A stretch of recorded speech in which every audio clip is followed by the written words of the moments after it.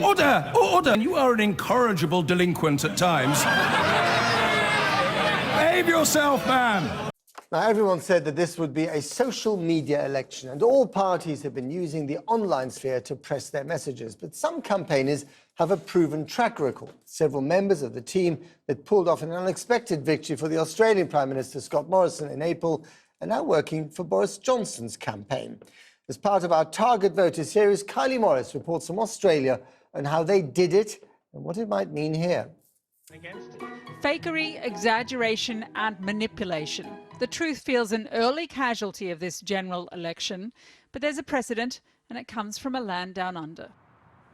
Canberra may be a long way from Westminster, Australia's Parliament building more modernist in style than Gothic and the sunshine more reliable. But the electoral campaign now convulsing Britain was foreshadowed by last May's Australian election. I have always believed in miracles. Scott Morrison's win was only miraculous because he was expected to pay the price for Conservative chaos. He'd risen to be incumbent Prime Minister after a bloodless coup deposed his predecessor Malcolm Turnbull. And going to the polls, the opposition Labor Party, led by Bill Shorten, was confident of victory. How Scott Morrison and his team blocked Labor and won is a cautionary tale for the UK. The campaign was targeted, relentless, voters bombarded by digital ads and memes through their Facebook pages and phones, at peak by something new every 20 minutes. It may well sound familiar because members of that campaign team have now taken their franchise from ScoMo in Australia to Bojo in Britain, most notably Kiwi digital duo Ben Guerin and Sean Topham and Australian Isaac Levido. Isaac Levido has played a role in previous general elections as well as mayoral contests, not all of them successful, but this is the first campaign he's led. He emerged from the stable of Sir Linton Crosby to assume the senior role in the Johnson campaign after his success on the team that flipped the Australian election. So I ran into the Prime Minister in the corridors of Parliament. As it happens, he was wearing no shoes and carrying his goggles at the time. He was on his way to the swimming pool. But nevertheless, I asked him about Isaac Levido and he called him his data guy. He said that he was the one who oversaw the research that guided the campaign and helped with the targeting of the digital team, Topham Guerin. He called him the quiet one and, not surprisingly, said he was very good at his job.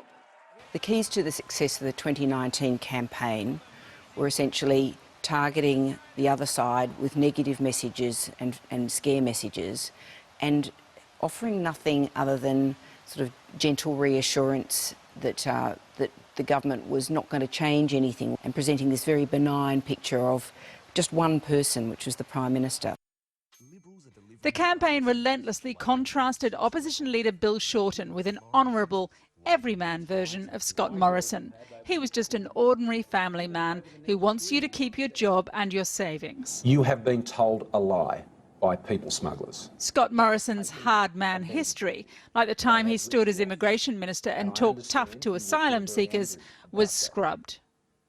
Labor leader Bill Shorten was painted as a bill Australia couldn't afford, who posed risks and would increase taxes. The memes and ads, often rudimentary and always repetitive. Taxation, tax expenditure, taxation. While Levido interpreted research and developed strategy to narrowcast issues for maximum effect, Guerin and Topham focused on volume, variety and speed, churning out at the peak of the campaign something new every 20 minutes. They were poised to pounce. Issues that would otherwise have gone unnoticed. Every campaign has blunders, right? Every campaign has blunders. But by being able to capitalise on them and turn these blunders into viral moments that stuck with people's perception of particular candidates, that's how you change people's minds. Vote Labor and a retiree tax is on the horizon. Of course, you can also change people's minds by misleading them. When Labor proposed to remove some tax refunds for retired shareholders, the Morrison campaign recast that as a broad Labor tax on retirees. That was devastating. So it was greatly exaggerated. Greatly exaggerated. But it hit home. It hit home, and then there was this other idea of a death tax. There was no policy to do that, but you know, the two things dovetailed quite nicely together. One of them was an exaggeration, one of them was just a straight out lie. He's the only one talking about a death tax. A death tax? When Labor came out to denounce the lie, there was no death tax. It rebounded. Edited in such a way, Labor seemed to be proclaiming a tax rather than denying one. There seemed no mechanism to set the record straight. Laura Tingle recalls another scare campaign that converted a Labor target for electric cars to ads targeting tradesmen, warning them that Labor was coming for their beloved utes or work vehicles. If you went onto a Facebook page and if you had ever shown any interest, for example, in a Toyota car, an ad would pop up saying Labor will take your Toyota ute. So it was really quite clever, and we were starting to see some of that about halfway through the campaign. How you measure the effectiveness of that, of course, is really difficult, but it was really, really targeted to very specific groups of voters.